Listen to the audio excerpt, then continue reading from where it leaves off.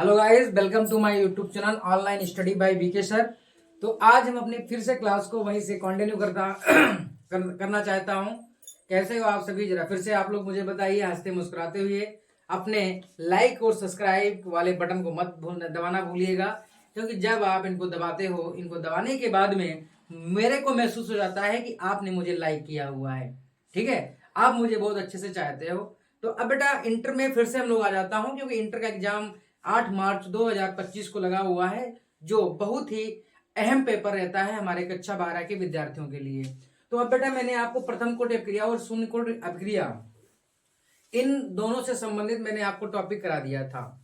इनका वेग स्थिरांक की कैसे गणना की जाती है मैंने आपको पिछला लेक्चर में ये समझा दिया था। आज बेटा उसी पे है कि किस प्रकार से प्रथम कोटि अपक्रिया के न्यूमेरिकल को सॉल्व किया जाता है, और बहुत ही इंपॉर्टेंट रहता है। तो यहां पर आपको थोड़ा सा और मैं बताना चाहूंगा कि अब इन सूत्रों का प्रयोग करके, तो यहाँ बेटा सबसे पहले मैं बात करता हूं प्रथम कोटि अपक्रिया। तो प्रथम कोटि अपक्रिया का यहाँ पे सूत्र लिखूंगा, और फिर उसी सूत्र के आधार पर यहाँ पर कुछ न्यूमेरिकल को सॉल्व करूंगा। तो आइए सबसे पहले प्रथम कोटि की अभिक्रिया के लिए वेग स्थिरांक व्यंजक, ठीक है बेटा, वेग स्थिरांक व्यंजक, हम लोग इसकी परिकल्पना करेंगे, गणना करेंगे कैसे गणना की जाती है। और प्रथम बेटा, प्रथम कोटि अपक्रिया के लिए वेग स्थिरांक की इकाई क्या होती है, सभी बच्चों को मालूम होना चाहिए। Second inverse. क्या होती है बेटा? Second inverse. आपको कदापि नहीं भूलना है। आइए बेटा, इसका हम लोग सूत्र जानते हैं, के बराबर 2.303 बटे टी लॉग बेस 10 ए अपॉन ए माइनस एक्स। ये तो मैंने सिखाया था। अब यहां पे ध्यान देना है, जहां यहां पर कुछ इंपॉर्टेंट बातों को लिखेंगे। जहां के बराबर वेग स्थिरांक, क्या है बेटा? वेग स्थिरांक। सारे बच्चे साथ में नोट्स बनाते चलेंगे, अपनी स्पीड अपने अकॉर्डिंग कर लेना है, जिसको जहां पे समझ में आता है उसी अकॉर्डिंग से।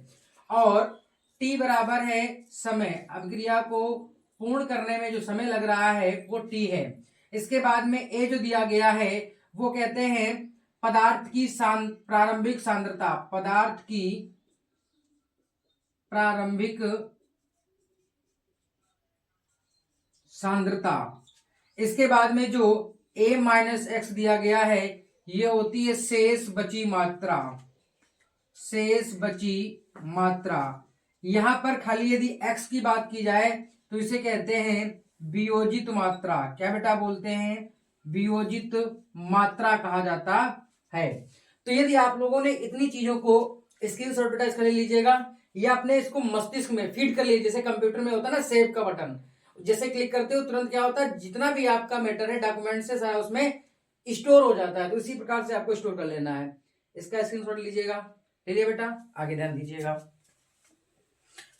अब मैं इसको साफ करके न्यूमेरिकल बताना चाहता हूं आप लोगों को। तो आप लोग बेटा शेयर और लाइक करना मत भूलिएगा। ये मैं बार बार कहता हूं कि यदि हमारे यूट्यूब चैनल पे आप नए हैं, नया आप जुड़ना चाहते हैं, तो उसके लिए आपको क्या करना है, हमारे इस सब्सक्राइब वाले बटन को आप दबा दीजिएगा, और बेल आइकन को दबाना मत भूलिएगा। जैसे ही घंटी टन से बजेगी तो तुरंत हम समझ जाएंगे कि हाँ ये बंदा मेरे साथ जुड़ गया है। आगे ध्यान दीजिए। यहाँ पर अब न्यूमेरिकल के ऊपर चर्चा करने वाले हैं। तो सबसे पहले यहाँ पे बेटा न्यूमेरिकल दिया गया है, जो 2022 में बहुत इंपॉर्टेंट तरीके से पूछा गया था, 2023 में पूछा गया है, 2024 में भी उम्मीद करता हूं, अपेक्षा करता हूं कि आपको 110% 4 नंबर का ये न्यूमेरिकल आपको पक्का मिलेगा। तो दिया गया है प्रथम कोटि की एक अपक्रिया में 100 सेकेंड में, बेटा लिख देता हूं, प्रथम कोटि की अभिक्रिया में 100 सेकेंड में पदार्थ की सांद्रता, प्रारंभिक सांद्रता, प्रारंभिक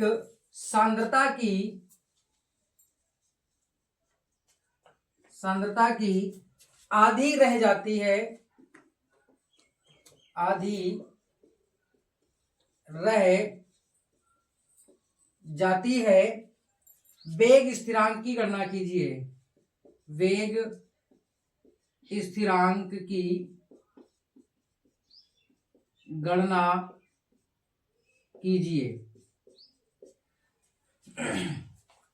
अब बेटा हमारे पास क्या है, ये सुंदर सा न्यूमेरिकल दिया गया है। प्रथम कोट की अभिक्रिया में 100 सेकेंड में पदार्थ की सांद्रता प्रारंभिक सांद्रता की आधी रह जाती है, वेग स्थिरांक की गणना कीजिए। तो बेटा इसमें जो दिया गया है उसे हम पहले लिखेंगे। तो यहां पर बेटा हम लोग उत्तर डालेंगे, बहुत अच्छे से लिखेंगे। और ये क्या था हमारा, ये हमारा प्रश्न दिया गया था। अब उत्तर में बेटा जो दिया गया है उसे लिखते हैं पहले। दिया है, अब बेटा जो दिया गया है उस पे लिखते हैं। टी बराबर बेटा कितना दिया गया है, 100 सेकेंड। अभिक्रिया कौन सी है बेटा, प्रथम कोट की अभिक्रिया है। कौन सी बेटा कोट की अभिक्रिया है, प्रथम कोट की अभिक्रिया है आपके पास। और इसने कहा है प्रथम कोटि अभिक्रिया के लिए, प्रथम कोटि अभिक्रिया के लिए यहां पर पदार्थ की प्रारंभिक सांद्रता, पदार्थ की प्रारंभिक सांद्रता, इसे बेटा हम लोग क्या मानेंगे, ए मानेंगे। बेटा आपको मैं एक इंपॉर्टेंट चीज बता दूं। बोलो सर क्या, यदि आपके प्रश्न में यदि प्रतिशत में कोई चीज दी जाती है तो वहां पर सांद्रता आप हमेशा 100 मान लीजिएगा। प्रारंभिक सांद्रता क्या मानोगे, 100। उससे आपका कैलकुलेशन आसान हो जाएगा।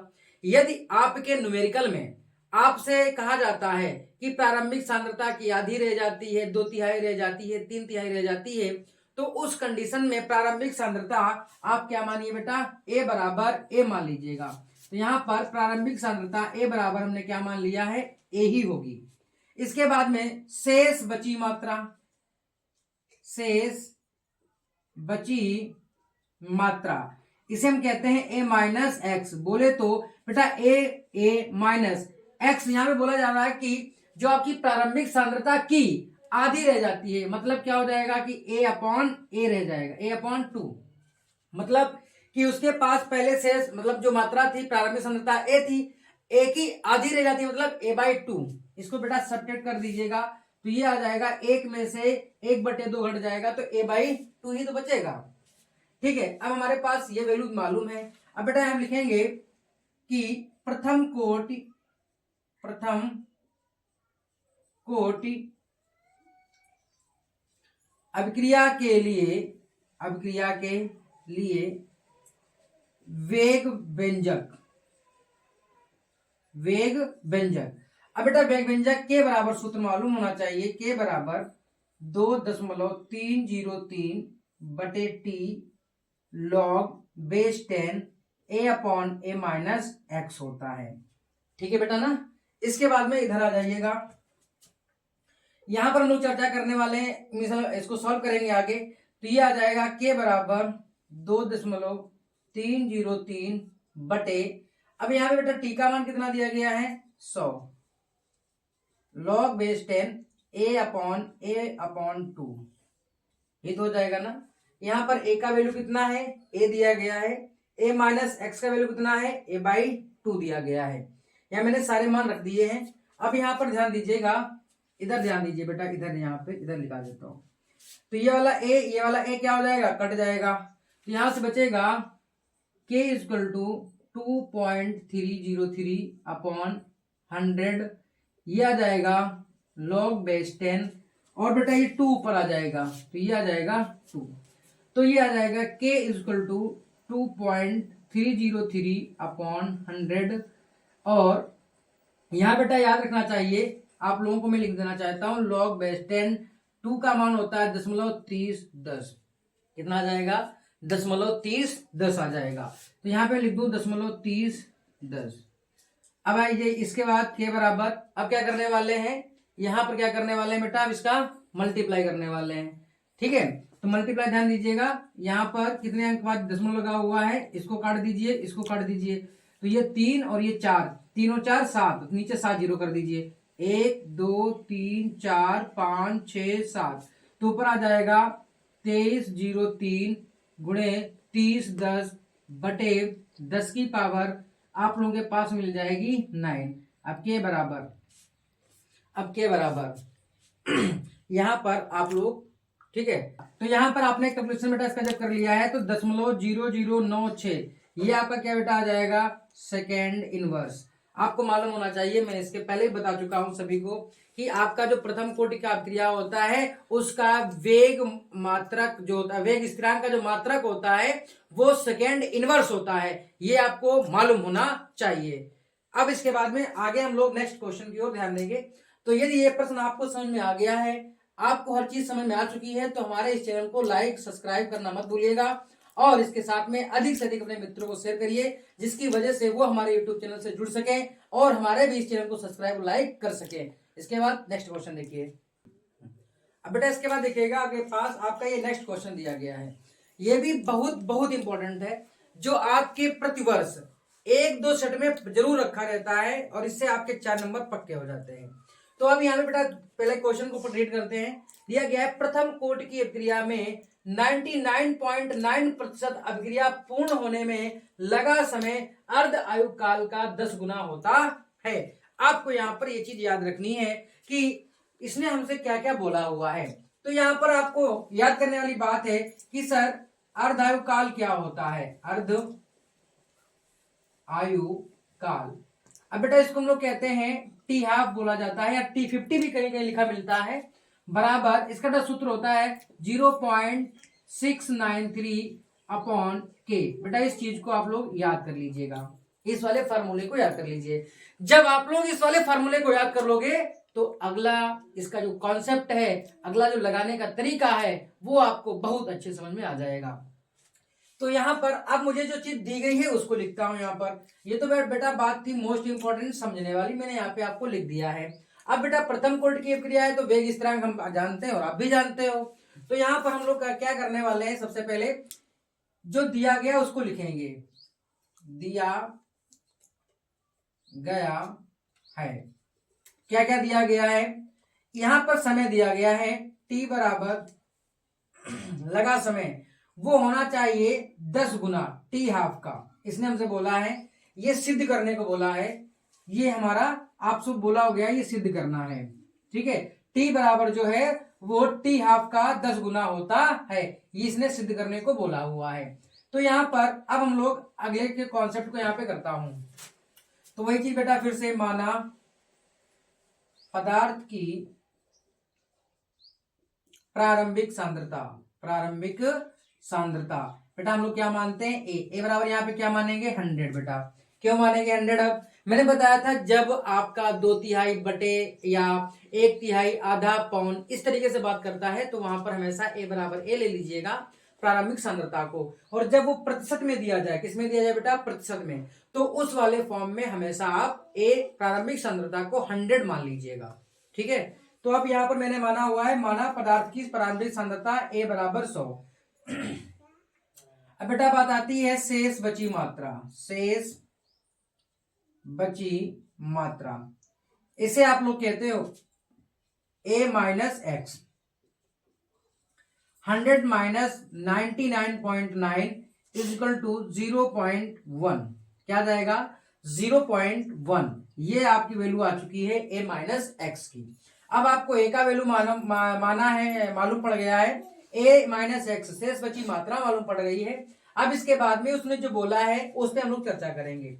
तो इसके बाद में मालूम होना चाहिए आप लोगों को k इज इक्वल टू प्रथम कोट अभिक्रिया के लिए k बराबर 2.303 बटे T log 10 a upon a minus x होता है।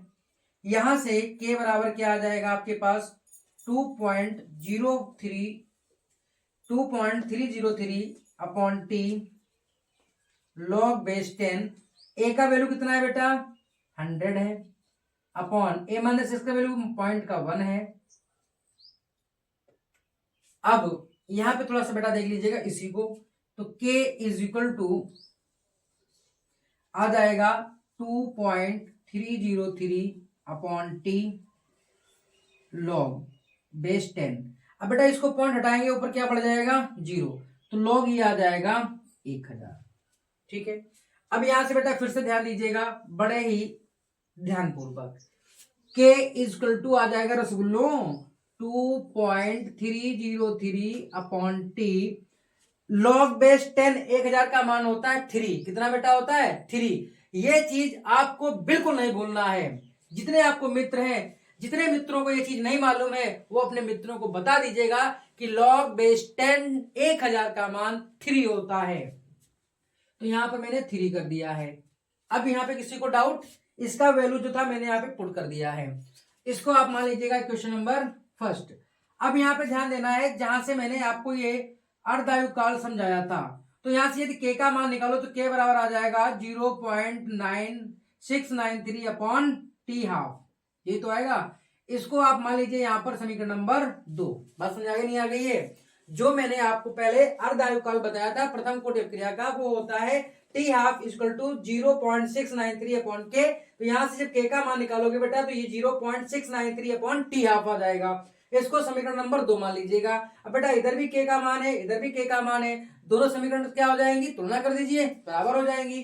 तो लिखेंगे समीकरण 1 व 2 से, समीकरण 1 व 2 से, इसको 2 ऐसे वाले मान लीजिएगा 2 से, तो बेटा क्या हो जाएगा 2.303 अपॉन टी गुणे 3 इज इक्वल टू, ये आ जाएगा 0.693 अपॉन टी हाफ। अब मुझे क्या करना है, आप लोग सभी बच्चों से ये चीज सीखनी है मुझे कि मुझे इसके आगे करना क्या है। इसको तिर्यक गुणा करा दीजिए, तिर्यक गुणा ऐसे, जिसको क्रॉस प्रोडक्ट कहा जाता है। कर लेते हो ना? आइए जरा इधर, तो ये आ जाएगा टी हाफ गुणे 2.303 गुणे 3 बराबर 0.693 टी।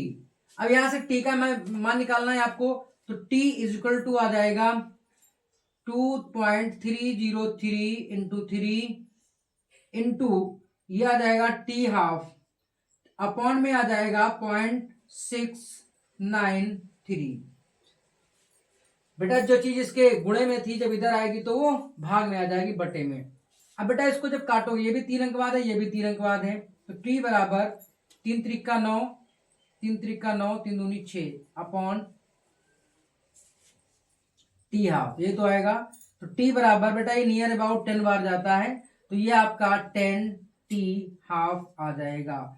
यही आपसे उसने कहा था, आपको इसे सिद्ध करके बताना है कि जो आपका लगा क्रिया में समय होता है वो अर्धायु काल का 10 गुना होता है। तो आप इसको आसानी से समझ चुके हो, तो हमारे इस चैनल को लाइक और शेयर करना मत भूलिएगा।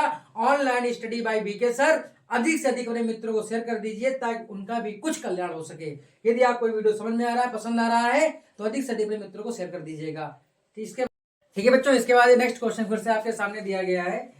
इसमें क्या दिया गया है कि उसमें प्रथम कोटि क्रिया में अर्धायु काल नहीं पूछा जा रहा था आप लोगों से, तो अब यहाँ पे प्रथम कोटि क्रिया से संबंधित अर्धायु काल कैसे निकाला जाता है उसकी गणना करना है। तो बेटा प्रथम कोटि क्रिया के लिए वेग स्थिरांक के का मान 5.5 गुणा 10 की पावर -14 सेकेंड इनवर्स दिया गया है। इस अभिक्रिया के अर्धायु काल की गणना कीजिए। बहुत आसान है, आप सभी ने पढ़ा है कि प्रथम कोटि क्रिया के लिए प्रथम, बेटा ये उसका क्या है, सॉल्यूशन है, आप लोगों को याद रखना है ना, ये उसका सॉल्यूशन है। प्रथम कोटि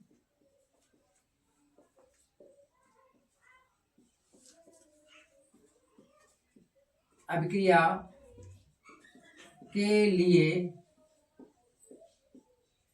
अर्ध आयु काल। बेटा ध्यान दीजिए, अर्ध आयु काल होता क्या है, अभी मैंने बताया है, जिसे आप लोग टी हाफ बोलते हो। टी हाफ बराबर 0.693 अपॉन के। वे अब बेटा यहाँ पर t half is equal to 0.693 upon k का वैल्यू कितना दिया भैया, जरा यहाँ पर देखिए, ये दिया गया है 5.5 10⁻⁻14। आइए इसका जरा कैलकुलेशन कर देते हैं। यहाँ पर 0.693 अपॉन 5.500 गुणे 10⁻⁻14 अब यहाँ से इसको हटा दिया है, इसको हटा दिया बेटा। नीचे मैंने जीरो क्यों बढ़ाए हैं, क्योंकि ऊपर लगा था 3 अंक बाद दशमलव, नीचे लगा था 1 अंक बाद, तो मैंने यहाँ पर जीरो बढ़ा दिए हैं। तो इसकी वजह से यहाँ पर आपका 3 अंक बाद दशमलव इधर भी है, 3 अंक बाद इधर भी बन जाए, दशमलव दोनों कट जाएगा। अब आपके पास कुछ ऐसा मिलेगा, t is equal to 693 upon 5500 into 10⁻⁻14 मिल गया है। अब ऐसा करने वाले हैं यहाँ पर हम लोग कि इसको हम लोग 55 से इसको भाग कर दीजिए, तो बेटा 55 एकन्नम 55 आ जाएगा, ठीक है, 55 एकन्नम 55 आ जाएगा। अब यहाँ पर आपके पास कितना बचेगा, इधर सब्ट्रैक्ट कर दीजिए, 69 में से 55 कम कर दीजिए 14। अब यहाँ पे 14 बच गया है, तो आगे यहाँ पे हो जाएगा 143। कितना हो जाएगा 143। तो 55 दूना कितना होता है, 55 दूना 110 होता है, तो 110 ले जाइए, कितना बचेगा बेटा 33 बचेगा। लगाएंगे दशमलव, इधर बढ़ा देंगे जीरो, 330 हो जाएगा। तो 55 दूना 200, 55 दूना 200, 110 होता है, तो 55 चक्कू हो जाएगा 220, 55 छक्का, 55 छक्का ये आपका हो जाएगा 330। 55 छक्का कितना हो जाएगा 330। तो यहाँ पर 6 बार पूरा पूरा चला जाएगा, तो t इक्वल टू आ जाएगा 12.6 अपॉन 100 इंटू 10⁻⁻14। अब क्या करने वाले हैं, इसको एक इधर नीचे हमारे पास 100 दिया गया था, यहाँ पर t हाफ, या इधर ध्यान दीजिए बेटा, इसको थोड़ा सा t आ जाएगा, t half is equal to, ये लिखेंगे यहाँ पर 12.6 अपॉन, यहाँ पर इसको 100 से मल्टीप्लाई में करा दीजिए, 2 पावर कम हो जाएगी, 10 की पावर बचेंगी -12। अब यहाँ पर फिर से ध्यान दीजिएगा, ये आ जाएगा t half is equal to, अब इसको ऊपर बेड भेज दीजिएगा तो हो जाएगा ये प्लस का, तो ये आ जाएगा 12.6 इंटू 10⁻12, ये आ जाएगा t जो है बेटा वो निकल के आ जाएगा मिनट में,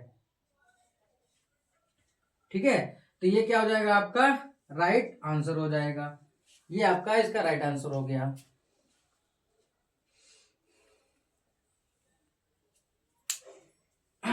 ठीक है।